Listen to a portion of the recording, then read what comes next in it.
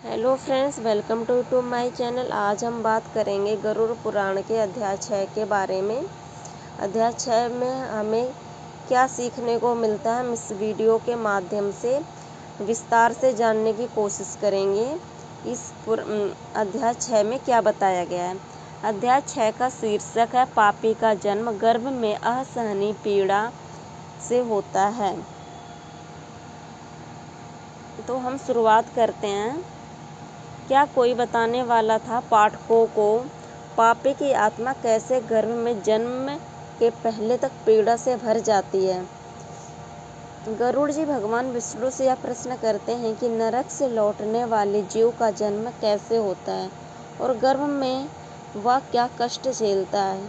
यह विषय अध्याय 6 का मुख्य आधार है। गरुड़ जी प्रश्न करते हैं, हे केशव, नरकों से लौटने वाला मानव गर्भ में कैसे बनता है और वह क्या क्या पीड़ाएं सहता है।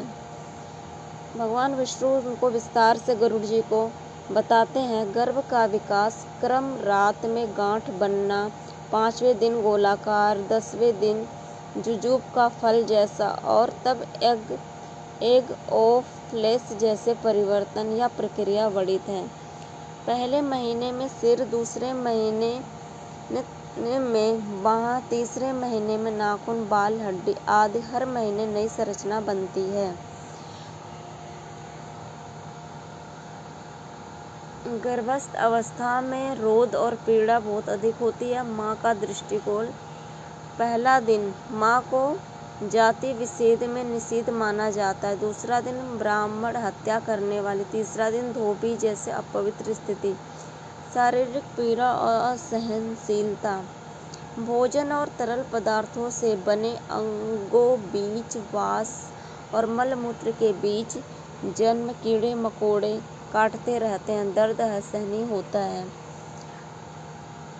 गर्भस्थ आत्मा पुराने जन्मों की स्मृतियां याद करके कांपती है। हे विष्णु, अब प्रभु मैं बचना चाहता हूँ। 7वें महीने में जागृत अवस्था से गर्भ से बाहर फेंक दिया जाता है। नीचे सिर और सांस थम जाती है। फिर वॉर्म इन एक्सक्रीमेंट की तरह ग्राउंड पर गिरकर चीखता है। जन्म के बाद की मनोवैज्ञानिक और भौतिक पीड़ा क्या होती है।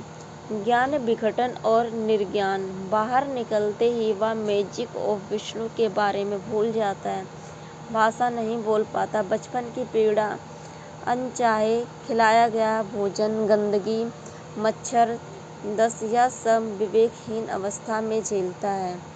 बढ़ते उम्र के साथ पाप के असर दिखने लगते हैं।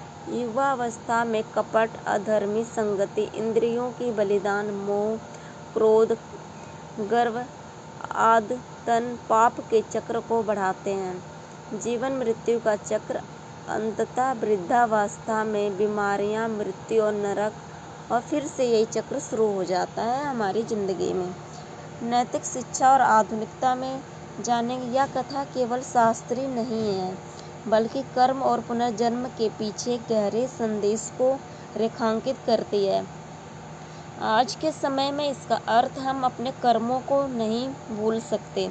बच्चे बनने से पहले असुरक्षा और बंधन, जीवन में अच्छे कर्म, संतुलित सोच और आत्म परिवर्तन का संदेश। गरुड़ पुराण अध्याय 6 हमें दिखाता है कि पाप का परिणाम सिर्फ जन्म के बाद नहीं, बल्कि गर्भ में ही दर्द बनकर प्रवेश करता है।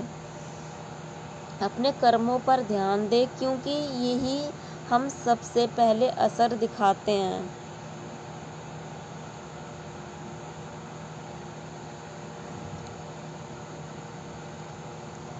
आज का हमारा गरुड़ पुराण का 6ठा अध्याय समाप्त होता है। आपको वीडियो अच्छी लगी है तो लाइक करें, सब्सक्राइब करें, इस चैनल को सब्सक्राइब करें, वीडियो को शेयर करें। मिलते हैं नेक्स्ट वीडियो में।